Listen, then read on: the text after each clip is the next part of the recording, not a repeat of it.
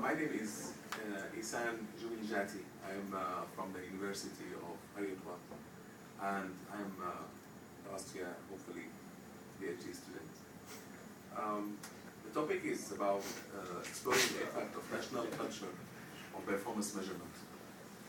I have been had experience in working in different places, and I found out kind of certain different behavior of people across different cultures, and I thought, well, this could be some interesting area of research. Additionally,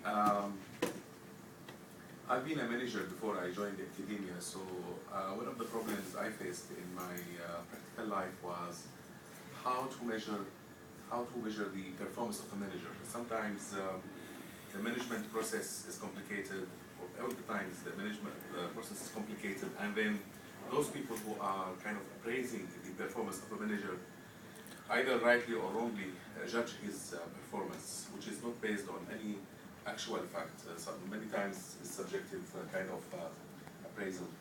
So this has interested me into looking at first performance measurement. How do we know the rightful performance of a manager, and at the same time looking at different cultures. So the background of our research, as you know, all of you know, performance measurement is a kind of a measurement system to help managers to better manage their companies. Not only that, it's usually used to communicate the management strategy, to communicate it to staff and to employees. At the same time, it's used to kind of set a benchmark across the company. So what happens if an organization would like to extend into another area of the world? What happens if, for example, a company, because of competition, is expanding? Are they going to have the same management system they are using in their home countries to other countries? Is there some evidence that this performance measurement will work the same way, as effective as it's working in the home country or not? There is no research which is helping us to know about this point. Many scholars worked on the implementation of performance measurements, and they found a lot of factors which are affecting the successful implementation.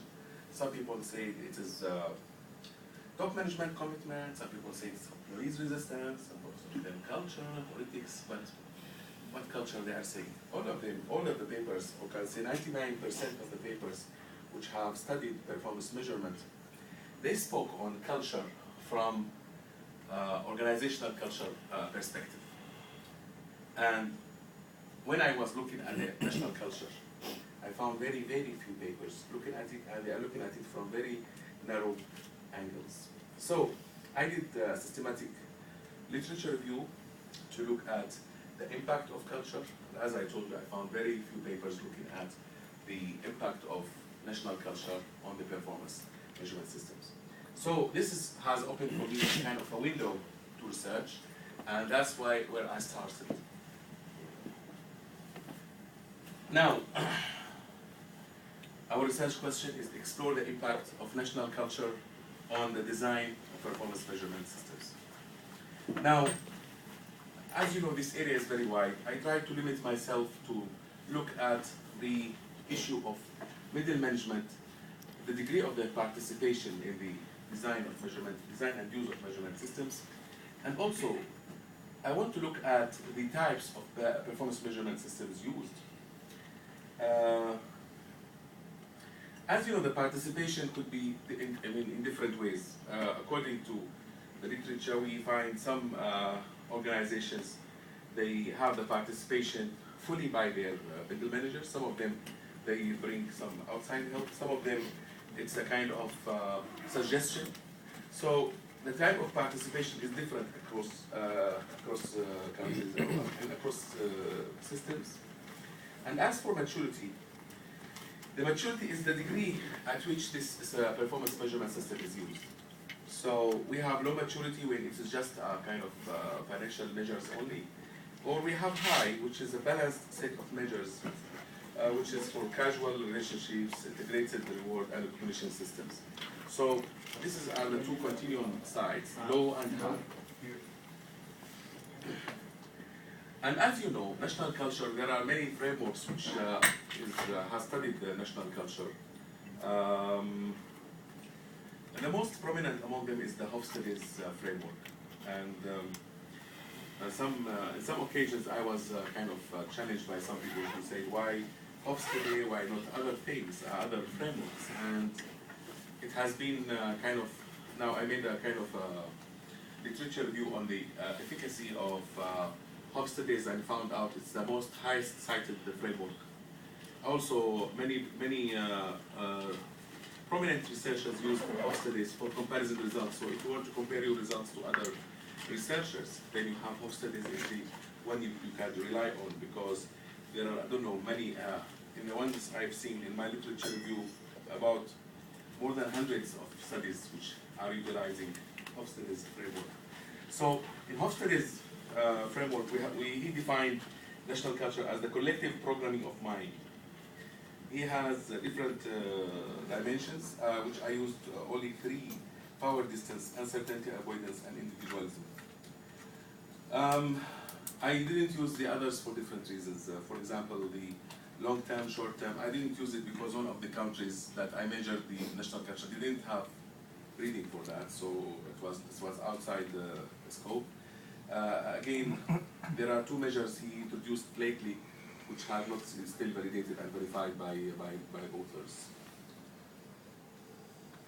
Now, the type of methodology, it's very tricky to measure this very wide issue with this kind of, limitation of PhD research. So, the kind of methodology which was deployed is qualitative. Qualitative because we're looking at something for the first time. Exploratory, we're exploring the impact of national culture. It was a cross-sectional case studies method employed. So in order to reduce the impact of organizational culture, so all of the cases were taken from the manufacturing sector.